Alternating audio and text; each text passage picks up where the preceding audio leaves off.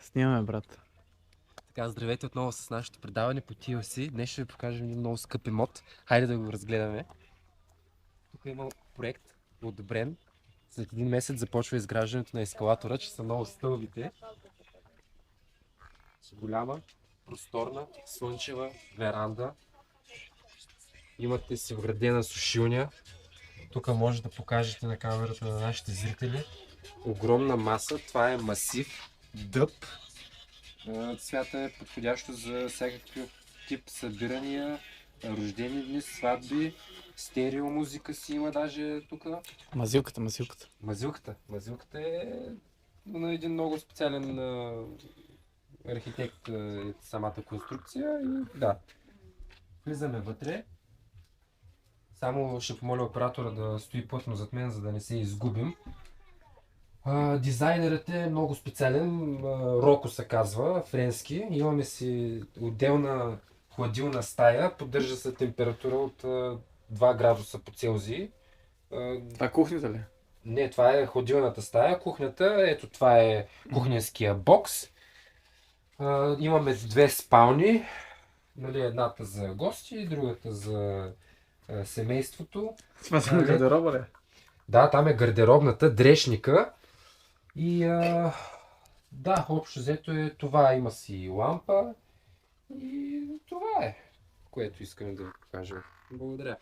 Двора е още по-голям. Двора е голям, там си има и баня, туалетна. Външна туалетна има. Да.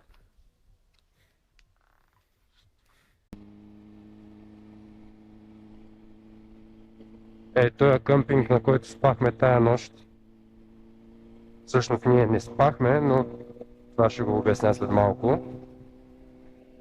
Този къмпинг, на който спахме тая нощ, се намира съвсем близко до Балчик, между Балчик и Камен бряг.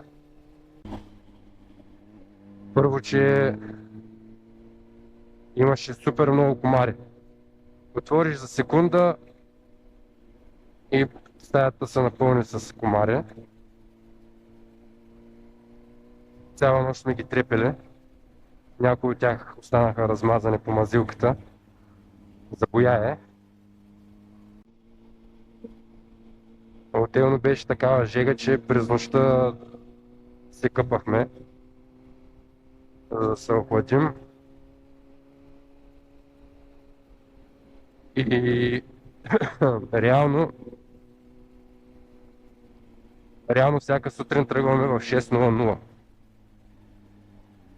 Днес решихме да тръгнем в 5:00. Не, т.е. решихме да тръгнем в 5:30. Обаче толкова добре спахме,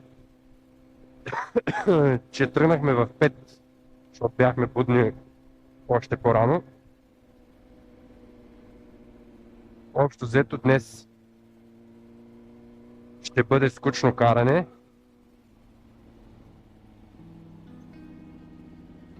От Балчик през Добрич, Силистра, Русе, последна спирка Свищов.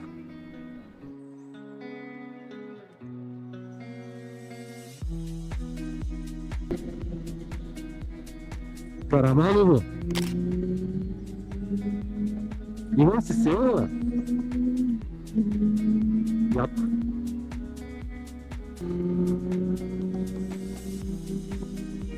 Свищов. Един верник посрещна. Ще пренощуваме в тях. И това е общо взето.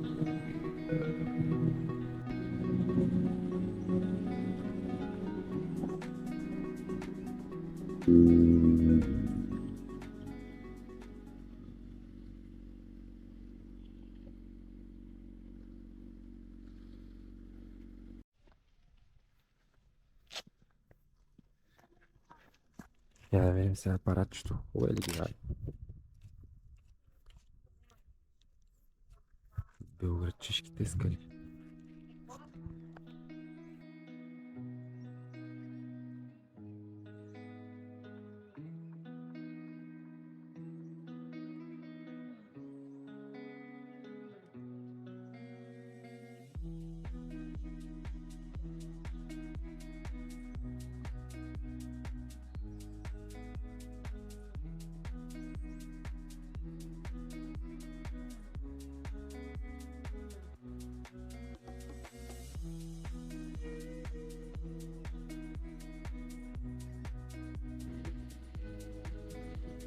Ей, това пред мене трябва да го прекося.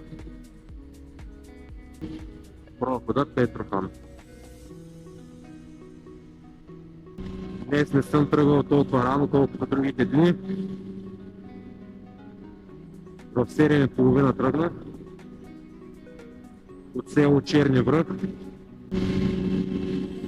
Денката остана там още една нощувка.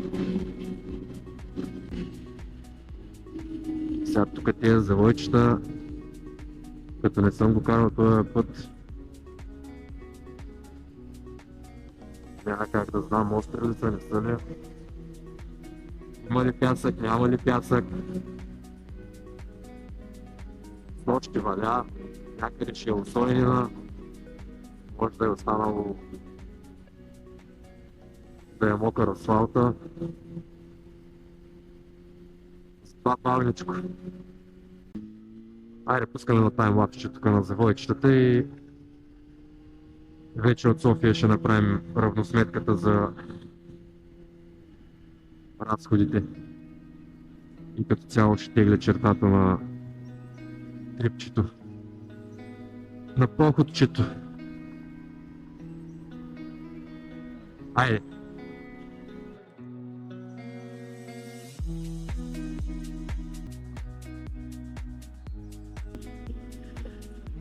Добре дошли в София.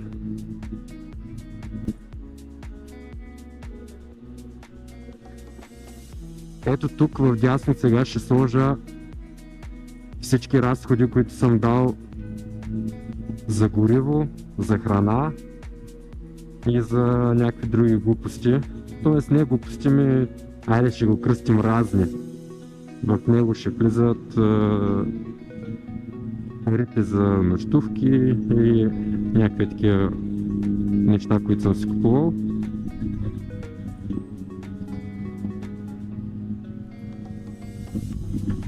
Ето това са и километрите, които съм изминал.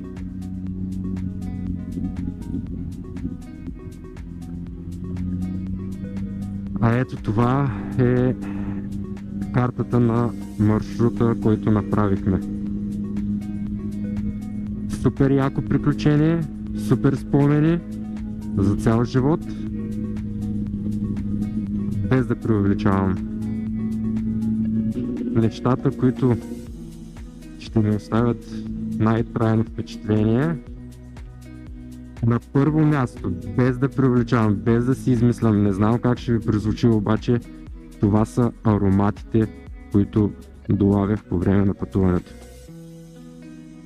Може би защото съм, нали, с мотор и някак си въздуха ме блъска право в лицето, влиза през каската.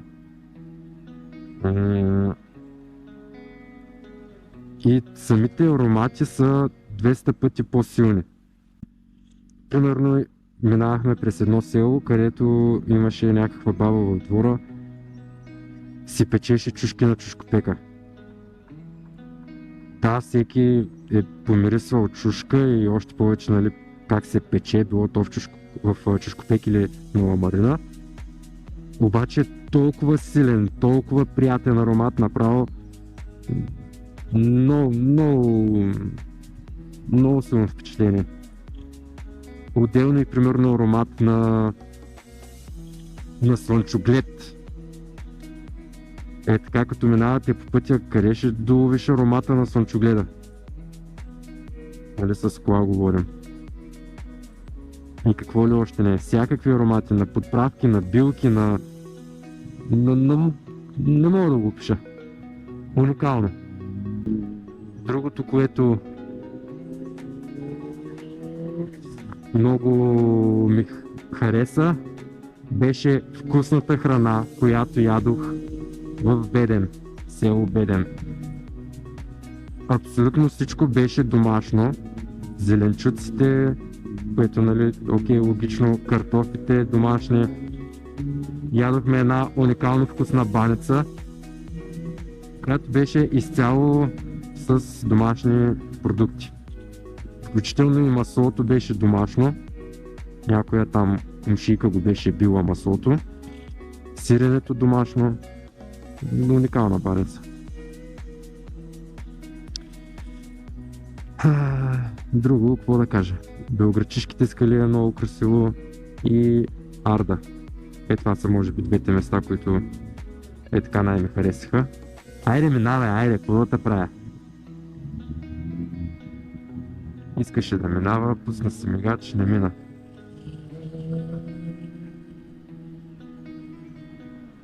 Ето и тук смятам да приключи клипа.